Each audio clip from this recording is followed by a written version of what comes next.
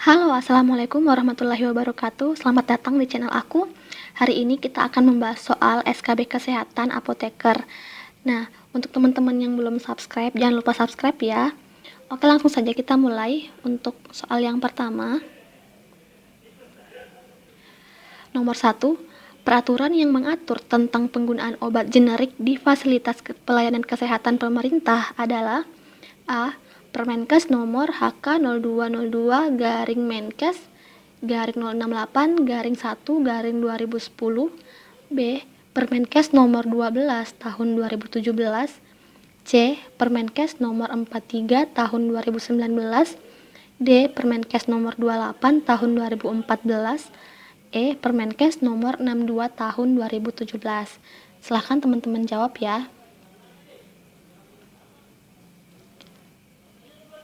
Ya, jadi untuk nomor 1 jawabannya adalah A. Permenkes nomor HK0202-Menkes-068-1-2010. Untuk option yang lain, yang bagian B itu yang Permenkes nomor 12 tahun 2017 adalah tentang imunisasi. Ini telah kita bahas sebelumnya di materi di video yang lain, telah saya bahas. Kemudian yang bagian C, Permenkes nomor 43 tahun 2019 tentang puskesmas, ini juga telah kita bahas, punya video yang tersendiri. Dan Permenkes nomor 28 tahun 2014 tentang JKN, Jaminan Kesehatan Nasional. Untuk JKN atau BPJS telah dibahas juga di video sebelumnya. Dan untuk bagian E, Permenkes nomor 62 tahun 2017 tentang izin edar Alkes. Ini belum kita bahas, tapi jika ada kesempatan insya Allah kita akan bahas lebih detail lagi terkait dengan Alkes. Nah, untuk yang option A, Permenkes tersebut, ini ada screenshotannya, teman-teman bisa lihat kalau Permenkes tersebut membahas tentang kewajiban menggunakan obat generik di fasilitas pelayanan kesehatan milik pemerintah. Oke, lanjut ya. Nomor 2, salah satu kegiatan farmasi klinik di rumah sakit adalah pemberian nasihat atau saran terkait terapi obat dari apoteker kepada pasien dan atau keluarganya. Disebut dengan A. Rekonsiliasi obat, B.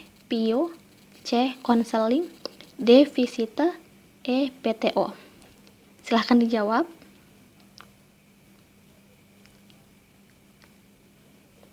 Oke, sudah. Jadi untuk nomor 2 jawabannya adalah konseling.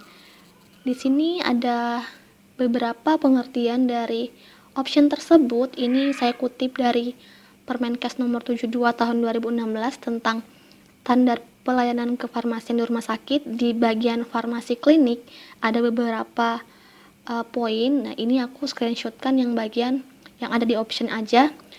Lihat yang ini, rekonsiliasi obat. Yang dimaksud dengan rekonsiliasi adalah proses membandingkan instruksi pengobatan dengan obat yang telah didapat oleh pasien. Jadi kita membandingkan riwayat obat yang dipakai pasien dengan obat yang diterima pasien ketika dirawat di rumah sakit.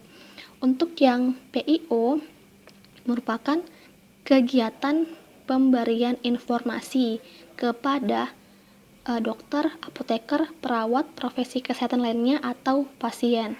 Sedangkan untuk konseling ini berupa pemberian nasihat atau saran terkait obat dari apoteker kepada pasien atau keluarganya. Jadi beda antara konseling dan PIO.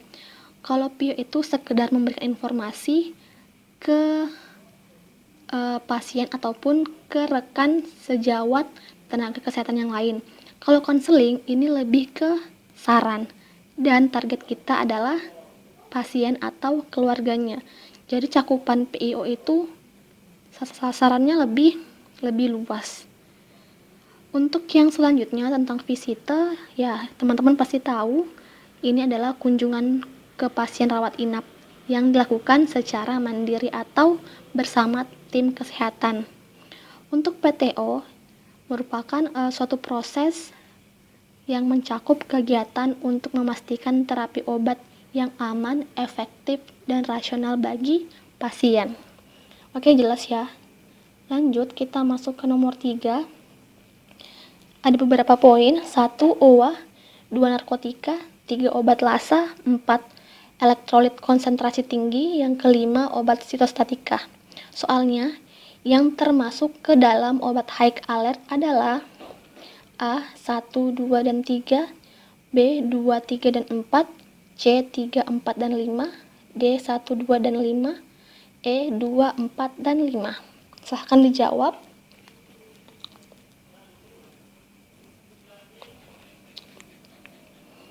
Oke, jadi jawaban untuk nomor 3 adalah C. 3, 4, dan 5.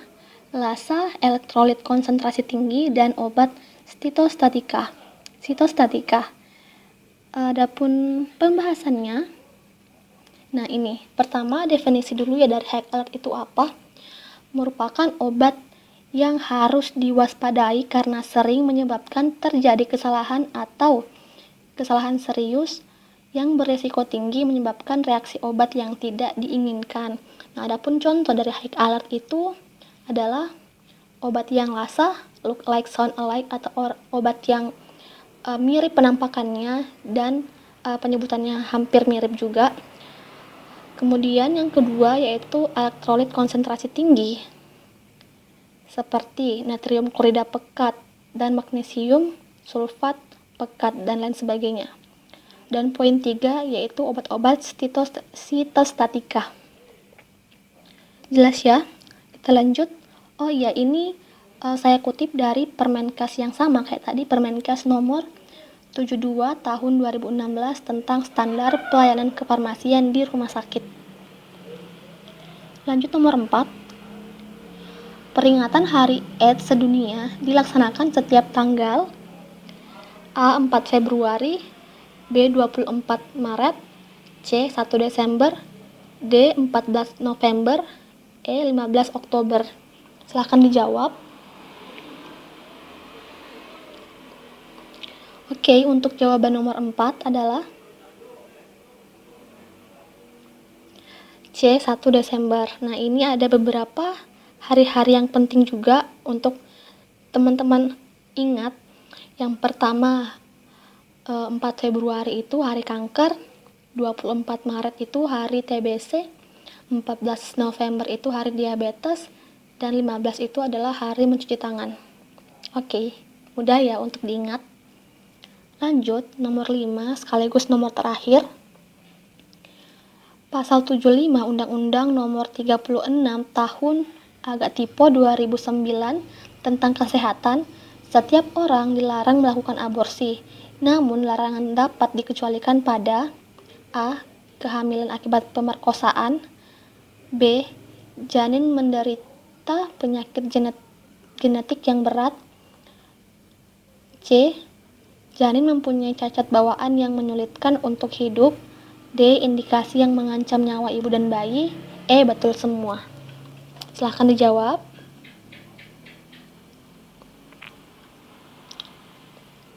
Oke, jadi jawaban untuk nomor 5 adalah E. Betul semua.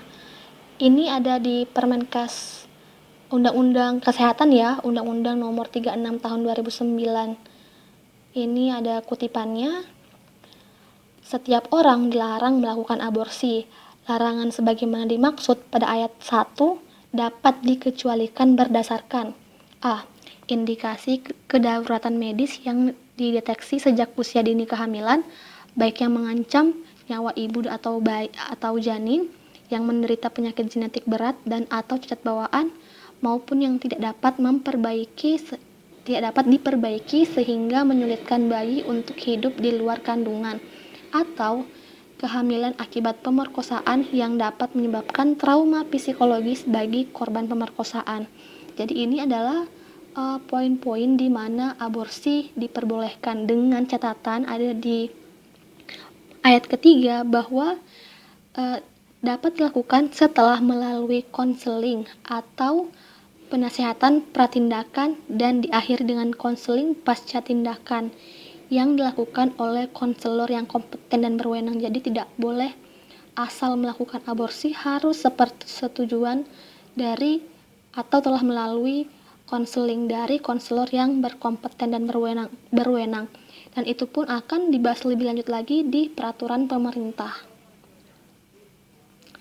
Oke, cukup sekian untuk soal hari ini. Semoga bermanfaat. Insya Allah kedepannya jika ada waktu kita akan membahas jauh lebih banyak soal lagi. Sekian untuk materi hari ini. Terima kasih.